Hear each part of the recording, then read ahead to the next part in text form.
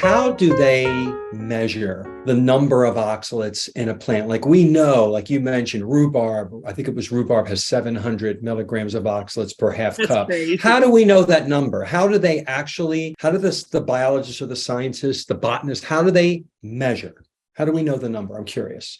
There is a test.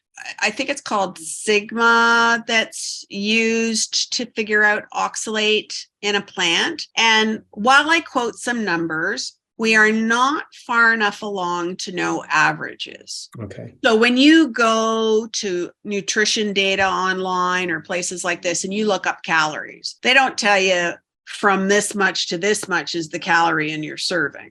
But that's what they should tell you. They should. They give you as an average number. Okay. But we've tested chicken breasts so many times that the average is pretty solid. We have a pretty good idea where that data clusters. And so we can give you a pretty accurate representation. We are nowhere close to that with oxalate. So what I would say to you is that there's lots of people out there. There's lots of people with lists. And they're not always the same. Some of them not totally contradict each other. So what you need to do is look where the data is clustering between your lists. Yeah. Okay.